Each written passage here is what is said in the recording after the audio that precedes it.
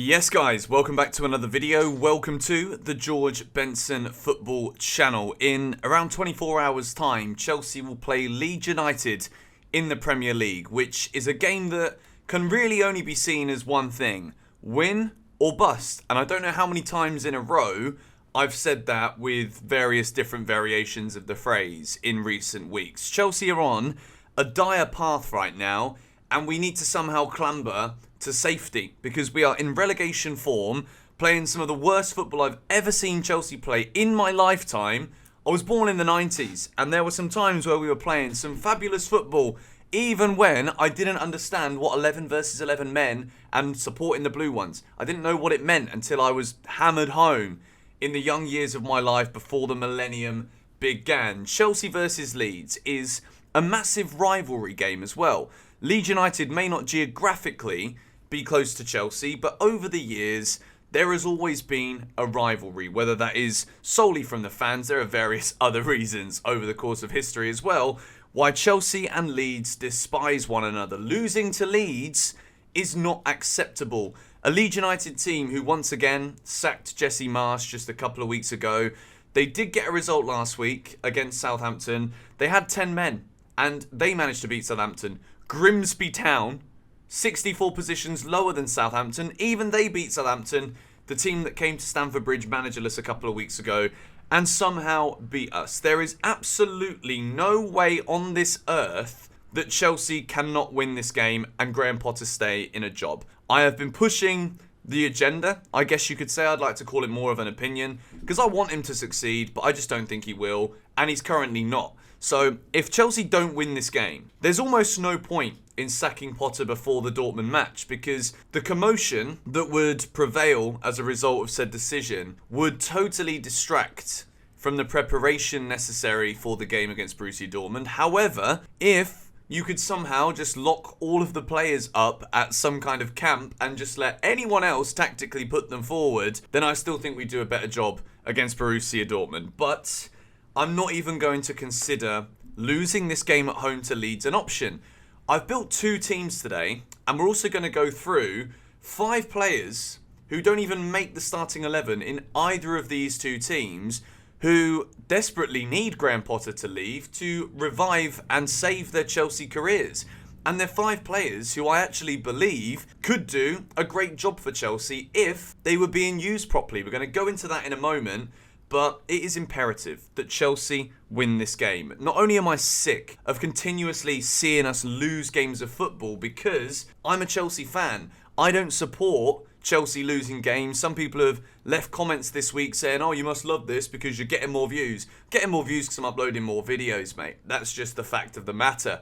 Chelsea winning gets me more views than Chelsea losing. Look across the history of this channel. So at this moment in time, I just want to see 3 points. I don't even care about performance levels yet. I would just want to see us start winning games. Whether Potter is the manager, whether he's fired, it doesn't matter. That's not the most important thing. Chelsea winning is the most important thing. Now, I'm going to go through 5 players here that are suffering at Chelsea Football Club as a result of Graham Potter remaining at the club. I'm going to reel them off, and then I'm going to give reasons why all 5 of these players are currently nowhere near my Chelsea starting 11s. But the reason I've put this part in this preview today for Chelsea and Leeds is because the way that we're playing, when players like Mason Mount, Kai Havertz, Kane Chukwuemeka, Lewis Hall and Trevor Chalobah, these are the 5 players who I believe would immediately benefit from Graham Potter not being Chelsea's manager. The first 2 I'm going to talk about because they kind of bracket together. Chukwuemeka and Lewis Hall have both somehow been almost extradited away from the Chelsea squad, despite both players this season, at least from my perspective of what I've seen of Chelsea. Both Kane Chukwuemeka and Lewis Hall this season, when they've come into the team, have offered us something a bit different. And that something a bit different is the ability to try and grab the game by the scruff of the neck. Kane Chukwuemeka gives absolutely everything. Lewis Hall, either playing as a wing-back, or it didn't really work for him in his favoured role, but he was getting forward, taking players on, playing with a confidence that we don't seem to see in any of the players that Graham Potter is suddenly picking. Not only that, but both of them seem to have been omitted from Graham Potter's Premier League matchday squads, which to me, when there's a mentality issue at the club, results aren't going very well, people aren't performing, you need players who really want to give it absolutely everything. Even if they're not the best in the squad, you need those workhorses. You need those players who are willing to take a risk to make something happen. You've then got Kai Havertz, who I have been thinking about Havertz a lot this week because I've criticised him so heavily. And the reason for that is I keep seeing him consistently being played out of position. So whether Havertz's future is at Chelsea or not, the fact that Graham Potter insists on deploying him as a striker is decreasing his market value, constantly decreasing his confidence, putting him in line for a ton of criticism. And however Graham Potter wants to manage this team, we can't do anything about it other than give our thoughts and opinions on it as it happens. But Kai Havertz is just going further and further down in my estimations as a Chelsea player because we're not seeing anything great from him because he's constantly being played out of position. Graham Potter is the manager. He should see the ability that Kai has and try and work a way to fit these kind of players in the team. Trevor Chalobah as well. Matt Law posted something very interesting on Twitter yesterday where using statistics he built 2 Chelsea 11s that would be obviously without Kante, without Pulisic, without Thiago Silva. And guess what? Trevor Chalobah made it through statistics into both Chelsea starting 11s for this game against Leeds. For whatever reason, Graham Potter doesn't rate Trevor Chalobah. And I think at this moment in time, with Thiago Silva being out injured, there is the potential that Chelsea need to go to a back 3. Wesley Fofana, Koulibaly and Badiashile is what I think we'll probably see, but why not Trev? And the final player is Mason Mount. Mason Mount at the moment, big contract talks, potentially going to happen, potentially not. Liverpool super interested, Liverpool are keen. I'm going to talk about that in another separate video. But Mason Mount is severely out of form. And at this moment in time, we're seeing an aggressive side of Mason's game, which when the football isn't ticking, the aggressive side doesn't benefit him. But the problem is, when I look at all 5 of these players we've talked about here, I see every single one of these players has some kind of impetus that they can inject into this Chelsea team. But due to the way they're being used or not used, at the moment, I feel as though under Graham Potter, this cannot change. How can we snap these players out of this downward spiral, this downward slope of performances and even involvement? So without any further ado, I'm going to build the Chelsea 11 that I think we're going to see mixed in with what I hope it is.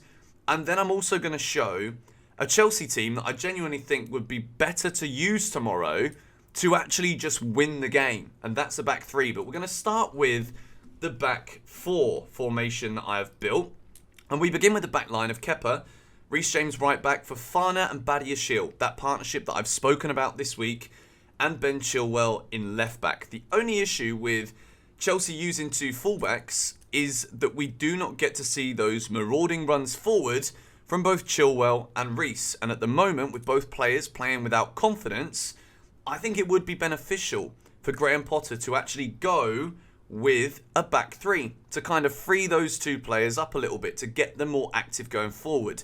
Leeds United are going to come to Stamford Bridge tomorrow. Mark my words on this.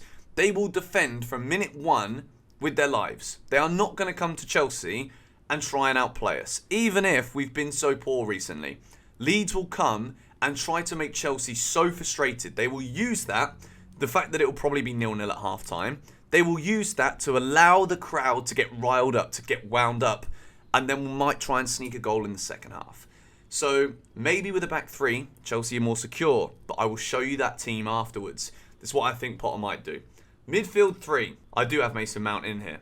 Enzo, Kovacic, Mount slightly further forward in a midfield 3. I don't know if this is going to work. At the moment, nothing works. So bear with me. This is just something that I think might work. So we've got those 3 there. We've then got Mudryk on the left, João Felix through the middle, Raheem Sterling on the right. At the moment, we don't really have a striking option. Potter won't bring Aubameyang in. He won't use Fofana. He keeps using Kai Havertz. It's the wrong call every single time. So João Felix must go through the middle as the most advanced forward. I need to see Mudryk in Chelsea starting 11 tomorrow. You cannot spend that much money on him and slowly ease him in when we're playing like trash. You can't do it, Graham. It don't work. Fans are already beyond uptight about everything that's going on right now at the club. We need to see Noni Madueke introduced early off the bench.